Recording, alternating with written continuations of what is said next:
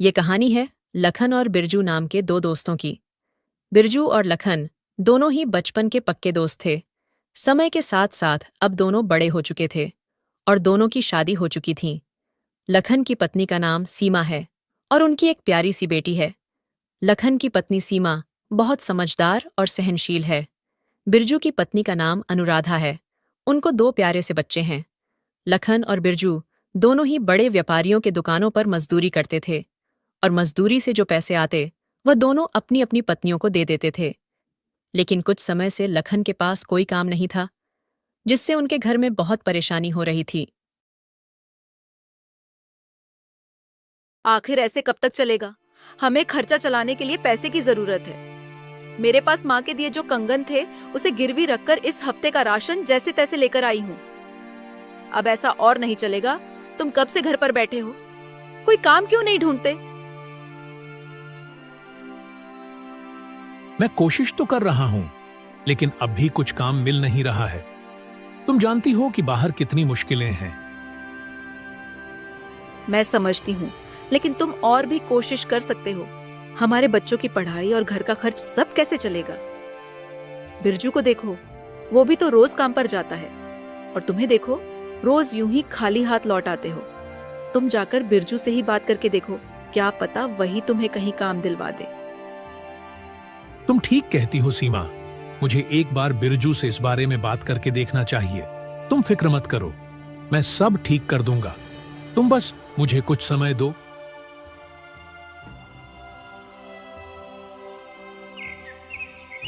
अगली सुबह लखन बिरजू के घर जाता है।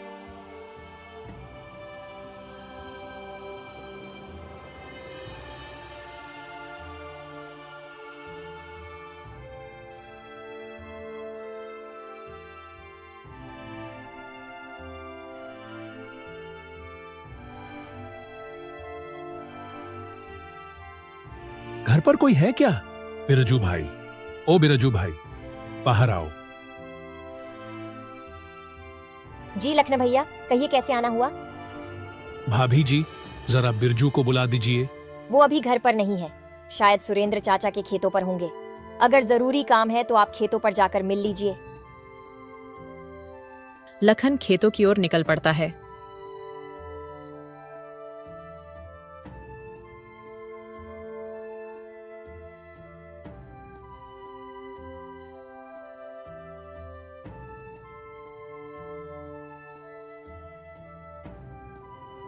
बिरजू, क्या तुम्हारे यहाँ काम करने की कोई जगह है? मुझे भी कोई नौकरी मिल जाए तो अच्छा रहेगा। देख लखन, मुझे तो इस बारे में ज्यादा पता नहीं है, लेकिन अगर तुम चाहो तो मेरे साथ सेठ जी के पास चल सकते हो। हम उनसे बात कर सकते हैं। अगर कोई काम होगा तो तुम्हें जरूर रख लेंगे। अच्छा है बिरजू, मैं तो बस किसी भी तरह से काम करना चाहता हूँ। चलो, हम सुबह ही चल पड़ते हैं। हाँ ठीक है, कल सुबह जल्दी मिलते हैं।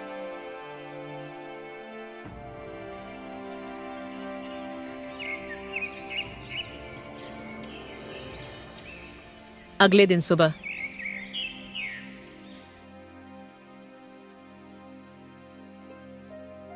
लखन, आ गए तुम?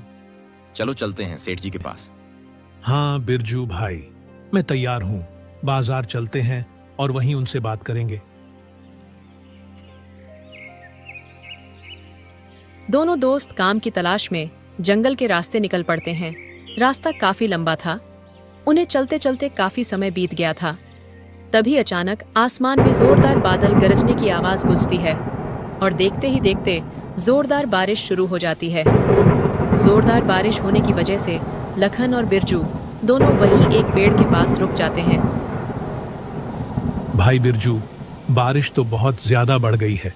अगर इतनी ज्यादा बारिश में आगे बढ़ेंगे तो हम बीमार पड़ जाएंगे। हमें अभी कुछ देर यहीं रुकना होगा। तभी लखन की नजर एक झोपड़ी पर जाती है और वह बिरजू को इशारे करते हुए कहता है, बिरजू भाई, वह देखो, एक वहां एक कुटिया है। चलो वहां किसी से मदद मांगते हैं। क्या पता वह थोड़ी देर अपनी कुटिया में हमें रुकने दे, जब तक कि यह बारिश नहीं थम जाती। दोनों दोस्त उस कुटिया के पास पहुंचते हैं। कोई है क्या? हमें थोड़ी सी मदद चाहिए थी।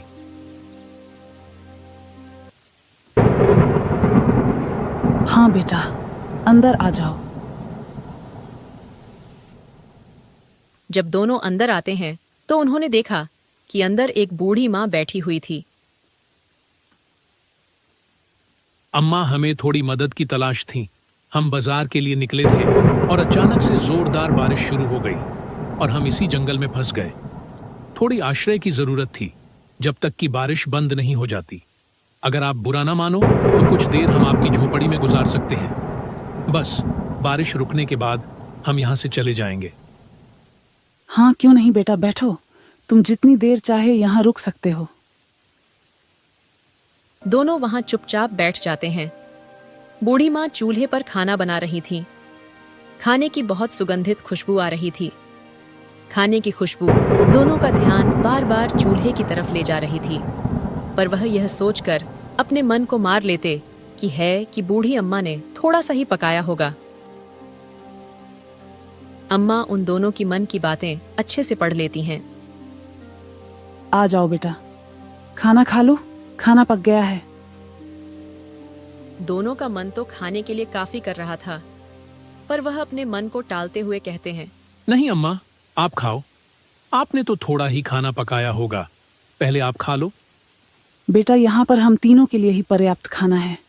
आओ खा लो।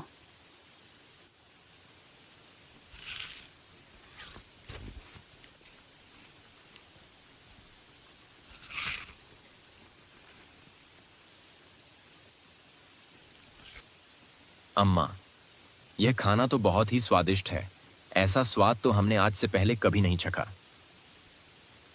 अम्मा, आप यहाँ इतने घने जंगल में अकेले रहते हो, आपका क्या कोई परिवार नहीं है? बेटा, मेरा भी एक जमाने में भरा फूला परिवार था। हम एक छोटे से गांव में रहते थे। एक दिन अचानक से उस गांव में भयंकर तूफान के साथ बाढ़ आया और मेरे पति, बेटे, बहू, पोते सबको बहा ले गया। बस मैं ही बच गई और अब मैं इस जंगल में रहती हूँ। मेरा अपना कोई नहीं है। अम्मा, आप इतने घने जंगल में अकेले कैसे रहती हैं? अम्मा, आपको डर नहीं लगता? बेटा, डर किस चीज का? बस शुरू शुरू में थोड़ा सा अकेलापन सा लगता था, मगर अब इन सब की मुझे आदत सी हो गई है। अम्मा, अगर आप बुरा ना मानो तो आप हमारे घर चलकर रह सकते हो। मेरे घर में मेरी पत्नी और मेरे बच्चे हैं। मेरी माँ बहुत जल्दी मुझे छोड़कर चली गई। अगर आप हमारे साथ चलोगी तो मुझे बहुत खुशी होगी। आपको यहाँ इस घने जंगल में रहने की कोई जरूरत नहीं। अम्मा, आप मेरे साथ चलो। अम्मा लखन की तरफ देखती हैं। नहीं बेटा, अब मैं यही खुश हूँ। ये जंगल ही मेरा घर है। मुझे अब इस शांति भरे माहौल में ही रहना अच्छा लगता है। पर तुमने मुझसे पूछा, मुझे बहुत अच्छा लगा। थोड़ी देर में बारिश थम जाती है। अच्छा अम्मा, बारिश थम गई है, अब हम चलते हैं। अम्मा, एक बार आप फिर सोच लीजिए। अगर आप हमारे साथ चलना चाहे तो आप चल सकती हैं। नहीं बेटा, तुम्हारा शुक्रिया, पर मैं यहीं पर खुश हूँ। ये जंगल ही अब मेरा घर है। अम्मा, आज्ञा दीजिए, अब हम चलते हैं। रुको बेटा, तुम मुझे बहुत ही नेक दिल लगे हो। मैं तुम दोनों को कुछ देना चाहती हूँ।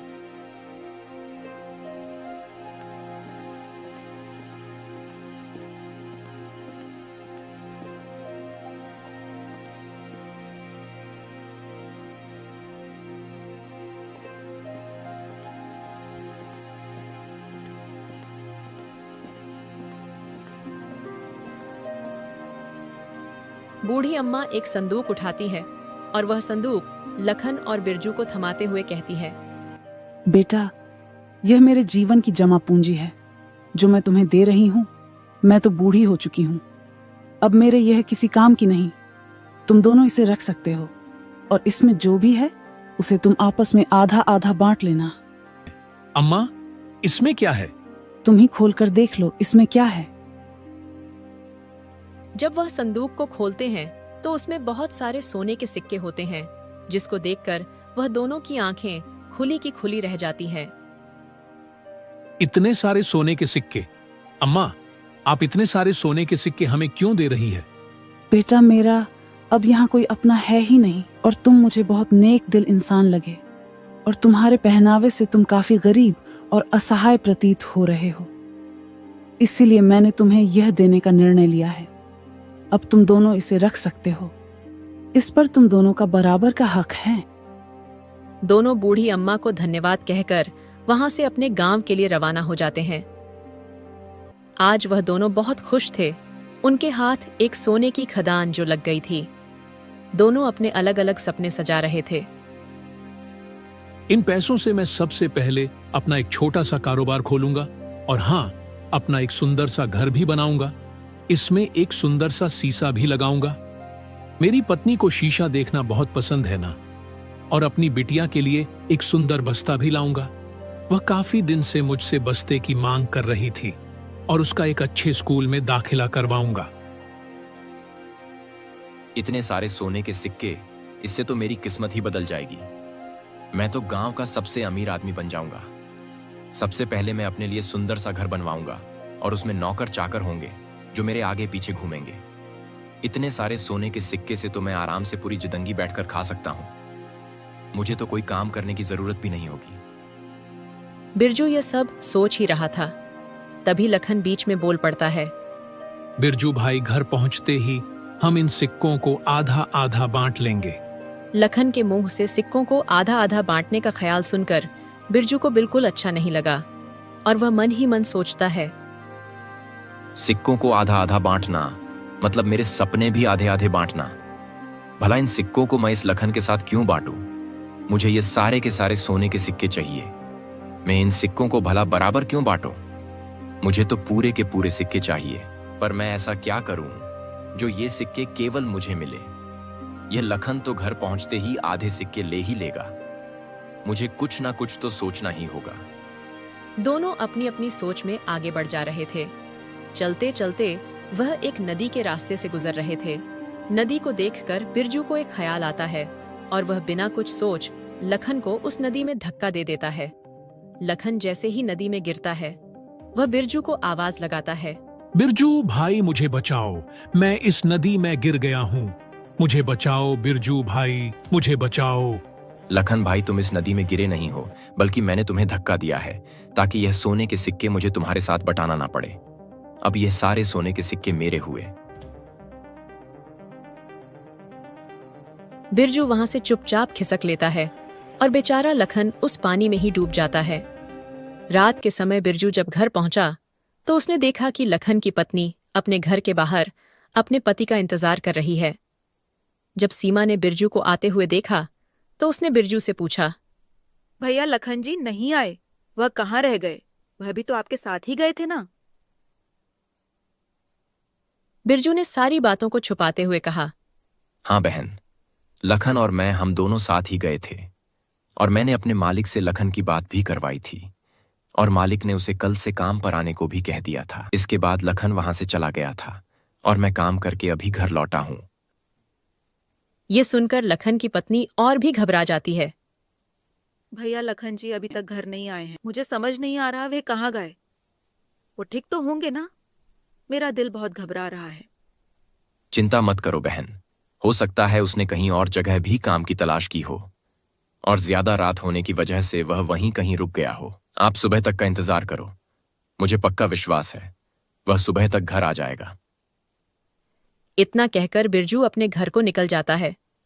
लखन की पत्नी बहुत घबराई हुई थी, लेकिन बिरजू ने उसे सहमति जताते हुए कहा कि आप सुबह तक का इंतजार करो। इसलिए लखन की पत्नी ने किसी तरह सुबह तक का इंतजार किया। सुबह हो चुकी थी, सूरज अपनी चरम सीमा पर था। लखन अभी तक घर नहीं लौटा था, जिससे उसकी पत्नी बहुत घबरा गई थी। वह बिरजू के घर जाती है। भैया लखन जी अभी तक घर नहीं आए हैं। मुझे समझ नहीं आ रहा वे कहाँ गए। वो ठीक तो होंगे ना? मेरा दिल बहुत घबरा रहा है। बिरजू परेशान होने का दिखावा करता है और कहता है, आप चिंता मत करो सीमा बहन, मैं अभी जाकर लखन का पता लगाता हूं और अपने साथ लेकर आता हूं। बिरजू ने सीमा को सहमति जताते हुए घर से बाहर चला गया और दूर जाकर जंगल में ही बैठ गया। लखन तो अब शायद कभी नहीं आएगा सीमा बहन जी। अब आपको पूरी जिंदगी ऐसे ही काटनी पड़ेगी। थोड़ी देर यही रुकता हूँ, बाद में जाकर कह दूंगा कि मैंने लखन को बहुत ढूंढा, लेकिन लखन कहीं नहीं मिला। और उसके बाद मैं उन सोने को सिक्कों को बेचकर बहुत सारे पैसे कमाऊंगा और गांव का सबसे अमीर आदमी बन जाऊंगा। अभी तक तो यह बात मैंने अपनी पत्नी को भी नहीं बताई है। सबसे पहले उसे भी यह बात बतानी होगी, वह भी बहुत खुश हो जाएगी। कल रात तो मैं चुपचाप दबे पांव कमरे में जाकर उन सोने के सिक्कों को छुपा दिया था, लेकिन कहीं अगर मेरी पत्नी की उन सोने के सिक्कों पर नजर पड़ गई तो वह पूरे गांव में शोर मचा देगी। मुझे घर के लिए निकलना चाहिए, बहुत देर हो गई है। बिरजू वहां थोड़े देर आराम करता है और आराम करने के 4-5 घंटे बाद वह फिर अपने घर के लिए निकल पड़ता है। वह बहुत निराश होने का दिखावा करके सीमा के घर पहुंचता है और सीमा को आवाज लगाता है। सीमा बहन, ओ सीमा बहन, बाहर आओ। सीमा बाहर आती है और वह सीमा को बताता है कि उसने लखन को बहुत ढूंढा और उसे लखन कहीं भी नहीं मिला। सीमा बहन, मैंने लखन को बहुत ढूंढा, लेकिन उसका कहीं पता नहीं चला। पता नहीं लखन भाई कहाँ है। तभी सीमा के पीछे से लखन बाहर आता है। लखन को अपने सामने जीता जागता देखकर बिरजू के तो पैरों तले जमीन ही खिसक जाती है। लखन, तुम यहाँ कैसे? क्यों बिरजू भैया, मुझे यहाँ देखकर तुम्हें खुशी नहीं हो रही? बिरजू लखन की बातों का कोई जवाब नहीं देता। बिरजू का दिल धक धक कर रहा था, क्योंकि वह लखन को देखकर बहुत हैरान था और उसको लखन से डर भी बहुत लग रहा था। लखन ने सीमा बहन को सारी बातें बता दी होगी। है प्रभु, अब तो मुझे कोई नहीं बचा सकता। मुझे यहाँ से जल्द ही निकल लेना चाहिए, वरना यह लखन तो मुझे जेल भिजवा कर ही मानेगा। जल्दी से घर जाकर अपनी पत्नी के साथ कहीं दूर भाग जाऊंगा और यह लखन मेरा कुछ नहीं कर पाएगा। लखन ने अभी तक सीमा को कुछ नहीं बताया था। बिरजू और लेखन चुपचाप बस एक दूसरे को देखे जा रहे थे। बिरजू बिना कुछ बोले वहां से चुपचाप दबे पांव वहां से खिसक लेता है। हे भगवान, अब मैं क्या करूं? यह लखन तो बच गया, पर यह बचा कैसे? इसे तो तैरना भी नहीं आता था। आखिर ये पानी में से बाहर कैसे आया? मैं आज ही अपनी पत्नी के साथ इस संदूक को लेकर इस गांव से हमेशा हमेशा के लिए भाग जाऊंगा। बिरजू ये सब सोच ही रहा था कि तभी उसको उस संदूक का ध्यान आता है और वह उस संदूक के पास जाता है। संदूक को देखकर बिरजू के जान में जान आती है।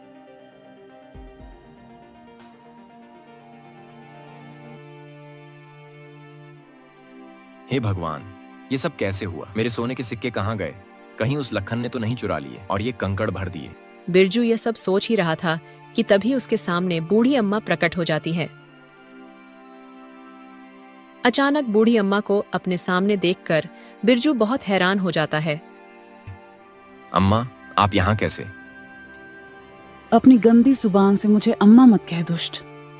तुम बहुत दुष्ट और पापी व्यक्ति हो। तुमने अपने दोस्त के साथ इतना बुरा कर्म किया, यही तुम्हारी कर्मों की सजा है। तुमने इस सोने के सिक्के के लिए अपने दोस्त को मारने की कोशिश की। लो, अब तुम्हारे पास ना तुम्हारा वह दोस्त है और ना ही सोने के सिक्के। अब तुम सारी जिंदगी इस कंकड़ से ही खेलते रहना और अमीर बनने के सपने देखना। अम्मा, मुझे माफ कर दो। मुझसे बहुत बड़ी गलती हो गई। मैं लालच में बहक गया था। माफ उसे किया जाता है जिसने कोई गलती की हो, और तुमने गलती नहीं, तुमने एक गुनाह किया है, अपने दोस्त को जान से मारने का। किसी व्यक्ति की जान लेने की कोशिश की है तुमने, और अब यही तुम्हारी सजा है। इतना कहकर बूढ़ी अम्मा वहां से चली जाती है। बिरजू को अपनी करनी पर बहुत पछतावा होता है। बिरजू अपने पास से सब कुछ गवा देता है जिसके उसने सपने देखे थे। लखन अपनी पत्नी सीमा के साथ अंदर जाता है। लखन के मन में काफी उथल पुथल चल रही थी। मैं क्या करूं? सीमा को वह बताऊं जो मेरे साथ हुआ या नहीं? अगर मैंने बताया तो यह बहुत परेशान हो जाएगी, लेकिन जो बिरजू ने मेरे साथ किया वह बिल्कुल सही नहीं किया। लेकिन अगर मैं सीमा को सच बताया तो मुझे पक्का यकीन है कि यह बिरजू को पुलिस के हवाले कर देगी और बिरजू की बाकी की जिंदगी जेल के सलाखों के पीछे होगी। लेकिन अगर ऐसा होगा तो बिरजू के साथ साथ उसके मासूम बीवी बच्चों को भी इसकी सजा झेलनी पड़ेगी। और उनके घर में तो कमाने वाला बस बिरजू ही है। अगर वह जेल में रहेगा तो उसके बीवी बच्चे अकेले पड़ जाएंगे। नहीं, मैं ऐसा नहीं कर सकता। फिर जो की गलती की सजा तो उनकी मासूम बच्चों को नहीं दे सकता। लेकिन बिरजू ने भी मेरे साथ अच्छा नहीं किया। मैंने कितने सारे सपने देखे थे। उसने वह सारे सोने के सिक्के मुझसे छीन लिए और मेरे सपने भी। लखन ये सब सोच ही रहा था कि तभी वहां पर बूढ़ी अम्मा प्रकट हो जाती है। बुद्धि अम्मा को देखकर लखन बहुत हैरान भी था और खुश भी। आप यहाँ कैसे? और आपको मेरे घर का पता कैसे मिला? लखन बेटा, मैं हर जगह आ सकती हूँ। मुझे हर जगह का पता मालूम है। इतना कहकर बूढ़ी अम्मा अपने जादू से एक संदूक प्रकट करती हैं। अम्मा, यह तो वही संदूक है ना जो आपने मुझे दिया था? हाँ लखन बेटा, ये वही संदूक है और अब यह तुम्हारा हुआ। पर माँ, यह संदूक तो बिरजू के पास था ना? हाँ, बिरजू के पास जो होना चाहिए था वह उसे मिल गया है और तुम्हारे पास जो होना चाहिए वह यह है। जैसे ही लखन उस संदूक को खोला, उसने देखा वह संदूक सोने के सिक्कों से भरा हुआ था। अम्मा, इसमें तो बहुत सारे सोने के सिक्के हैं। अब तुम इस संदूक को अपने पास रखो। अब यह सब तुम्हारा है, इसे संभाल कर रखना। इतना कहकर बूढ़ी अम्मा वहां से गायब हो जाती है। ये कौन थी और ये अचानक से कहाँ गई? यह तो मुझे भी नहीं पता। मैं तो इन्हें आम इंसान समझ रहा था, लेकिन लगता है यह कोई फरिश्ता थी जो हमारी मदद करने आई थी। जी, इतने सारे सोने के सिक्के, इससे तो हम बहुत अमीर हो जाएंगे और हमारे सारे सपने इससे पूरे हो जाएंगे। हाँ सीमा, इससे हम अपने सारे सपने पूरे करेंगे जो हमने देखे थे।